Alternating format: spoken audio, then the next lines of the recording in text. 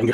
गुड़गांव में मैं रहता हूँ, वहाँ जब पुलिस ने नमाज पढ़ने को मना कर दिया और जैसा ये कहा गया है कि मुसलमान कौम सबसे ज़्यादा डरी हुई कौम है इस मुल्क में, उसकी कुछ समझ में नहीं आ रहा था। दया सिंह साहब ने कहा हम गुरुद्वारे ले चलते हैं, चलिए वहाँ पढ़ लीजिए नमाज।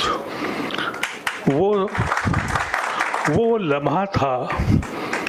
हमने गुरुद्वारे में तो नमाज इसलिए नहीं पढ़ी कि आरएसएस की एंट्री मदरसों में हो गई है तो गुरुद्वारे में भी हो गई है, कहीं ऐसा न हो कि हमारे दोस्त को नुकसान पहुँचे। हमने गुरुद्वारे के बाहर नमाज पढ़ी और गुरुद्वारे में जाके सलाम पेश किया और शुक्रिया अदा किया। उस वक्त ये ख्याल आया कि ये हमारे साथ हो क्यों रहा है। हम पूना गए, वहाँ हमारे गुरुद्वारों के जो बड़े प्रीस्ट थे उन्होंने एक सवाल हमसे किया, हमसे कहा कि या तो आपकी तारीख झूठी है या आप मुसलमान नहीं हैं। तो मैं समझ नहीं पाया।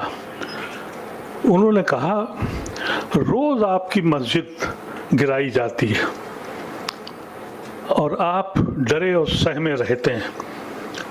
आप 20 करोड़ हैं, हम 2 करोड़ हैं। हमारे गुरुद्वारे की कोई ईंट निकाल के दिखाए तो अंदाज़ा हुआ कि जिंदा कौम किसको कहते हैं। और जिसकी अभी तकरीरें यहाँ हुई, उन तकरीरों ने मुझे झिझोड़ के रख दिया। मुझे जीने की आरज़ू पैदा हो गई। जिस मुल्क में मैं रह रहा हूँ वहाँ जीने की तमन्ना अब नहीं है। जो इस मुल्क में लोग इंसान को मारकर जश्न मनाते हो, जिस मुल्क में लोगों को कत्ल करके इलेक्शन जीतते हो, वो मुल्क मेरा मुल्क नहीं है। लेकिन आज जब मैं अपने भाइयों को से सुना, मैंने अपने सिख भाइयों से सुना, तो मुझे ये लगा कि शायद ये फैसला बहुत ज़रूरी था कि हमको इस वक्त सोचना पड़ेगा। मुझे वो लम्हा भी याद है जिस वक्त पार्लियामेंट में बहस हो रही थी 1984 के दंगों की। हुआ ये कि 84 में आपके घर जलाए गए, कत्लेआम हुआ, हम दूर से देखते रहे। हमने गुजरात में अपनी कौम को मरते देखा, आपको दूर से देखते रहे। हमने फिक्र नहीं करी कि इंसान को मार रहा है। मेरा दीन और आपका दीन क्या कह रहा है, हमने उस पर अमल ही नहीं किया। हमने कभी सोचा ही नहीं कि हमारा दीन क्या कह रहा है। लेकिन ये यकीन बात है, आज मुझे इतनी मसरत हुई कि इसी प्लेटफॉर्म से सिख भाई और बहनों ने कहा कि जो फ़िलिस्तीन में हो रहा है वो हमसे देखा नहीं जा रहा है, जो गाज़ा में हो रहा है हमसे देखा नहीं जा रहा है। और गांधी के इस मुल्क में हमारे मुल्क का प्राइम मिनिस्टर नेतन्याहू की तारीफ़ें करता है, एक लफ्ज़ उसके मुंह से निकलता नहीं है। जब दुनिया ऐसी बन जाए तो हमको अपने गुरु, अपने अल्लाह, अपने दीन के पास जाना पड़ेगा। हमें ये सोचना पड़ेगा क्या हम वहशियों के दिल में ज़िंदगी गुजारेंगे। हम वहशियों के मुल्क में आ गए हैं। बदनसीबी ये है कि एक मखसूस कौम को आप रोज़ लिंच करें, उसके घरों पे बुलडोज़र चलाएं और फिर इसी बात पे इलेक्शन जीत लें। ऐसा नहीं है कि सब उस ख्याल के हैं, लेकिन ये चुप्पी साधी है उन लोगों ने कि हमारा घर तो अभी नहीं बुलडोज हुआ, मेरा बच्चा तो लिंच नहीं हुआ, लेकिन जब मेरे घर पे आएगा तो देखूंगा। वो वक्त अब नहीं है। इस कन्वेंशन को आखिरी मत समझिएगा, इसको शुरुआत कहिए कि आज से हमने शुरू किया अपने मुल्क को बचाने के लिए, अपनी तहजीब को बचाने के लिए, अपने दीन को बचाने के लिए, अपने कल्चर को बचाने के लिए। इन जालिमों से हम डरते नहीं हैं। और अगर आपका सहारा मिलेगा, ये जो हमारी सोई हुई कौम है वो भी शायद जाग जाएगी।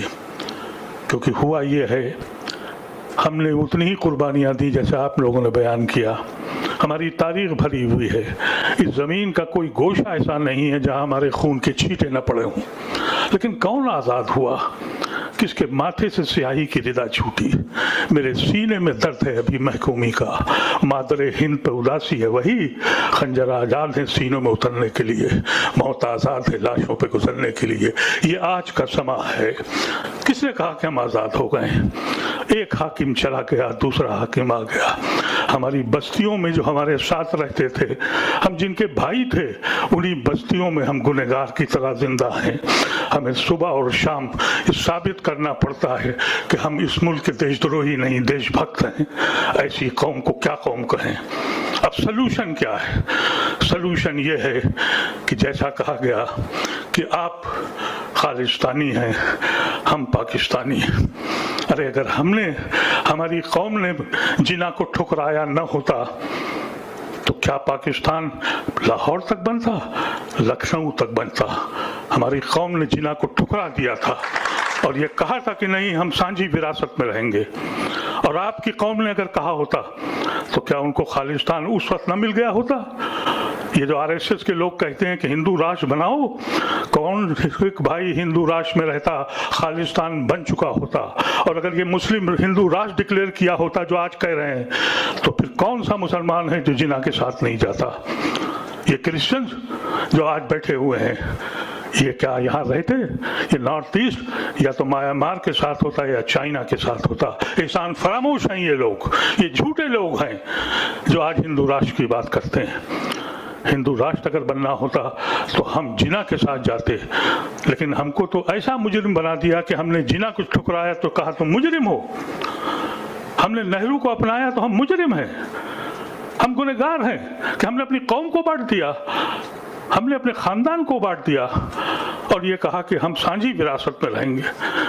और आज 75 साल के बाद, इस उम्र में पहुंचने के बाद, जब ये आंखें अपने रब को मिलने के बेचैन हैं, उस वक्त ये एहसास होता है कि हमने क्या फैसला किया था।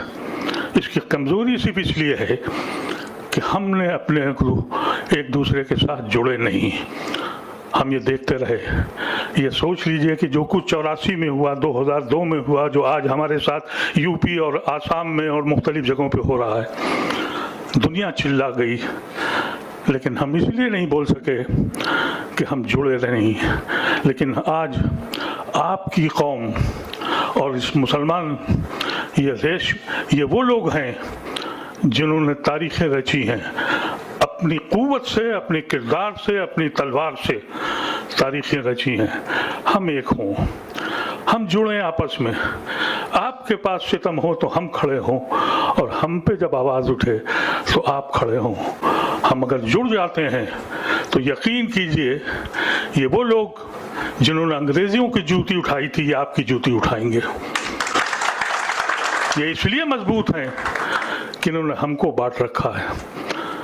मजहब के बारे में जो आप लोगों ने कहा, दिल उछलने लगता था कि हम में आप में फ़र्क क्या है। हमें तो जैसा कहा गया कि हमें और आपसे सीखना है, हम सीखने को तैयार हैं, लेकिन हम आपके साथ ये चाहते हैं कि हम अपने मज़हब को बचाएं, अपने मुल्क को बचाएं, अपने कल्चर को बचाएं और इनको जवाब दे दें। और इन अल्फाज के साथ, इस गुजारिश के साथ कि 3-4 चीज़ें जो रेजोल्यूशंस हैं, एक तो हम चाहते हैं कि यहाँ से एक आवाज़ निकले कि जो फ़िलिस्तीन और गाज़ा में जो जुल्म हो रहा है, हम सब लोग उसके शदीद मुखालिफत करते हैं और हुकूमत हिंद को ये कहना चाहते हैं कि तुमको गांधी का जो वायदा था उसको पूरा करो। ये मुल्क दूसरों की मदद के लिए और जुल्म के खिलाफ खड़ा हुआ है, तुम उससे इनकार मत करो। दूसरी बात मैं ये चाहता हूँ कि जो हजरात ये समझते हैं कि हम लोग फिर किसी दिन किसी जगह बैठें, तो वहाँ हमको बैठना होगा। और ये बात बिल्कुल वाज़ेह है, जो हक की बात है, जो हमारे 350 साल हम तेज बहादुर जी का वो कर रहे हैं। याद रखिएगा, वो हक पे थे, जिन्होंने जुल्म किया उनकी नस्ल आप ढूंढते नहीं मिलेगी आपको। और तेज बहादुर साहब के मानने वाले यहाँ नहीं, पूरी दुनिया में पहुँचे हुए हैं। और जिन्होंने इमाम हुसैन के साथ जुल्म किया, उसके मानने वाले पूरी दुनिया में हैं, और आज यजीद को जानने वाला कोई दुनिया में नहीं है। तो हक हमेशा जिंदा रहता है। जिसने जुल्म किया उसको आप देख लें कि उसकी नस्ल का पता नहीं है, ढूंढते फिरिए कहीं मिलेंगे नहीं आपको कौन लोग कहाँ गए। یہ اللہ کا نظام ہے، وہ حق کو ہمیشہ قائم رکھتا ہے۔ ہو سکتا ہے کہ کسی کی شہادت، کسی کی قربانی لے لے، لیکن دنیا کو آنے والی نسلوں کو بتا دیتا ہے۔ کربلا میں جو کچھ ہوا، ہم لوگ کہتے ہیں کہ اسلام اس کے بعد زندہ ہو گیا۔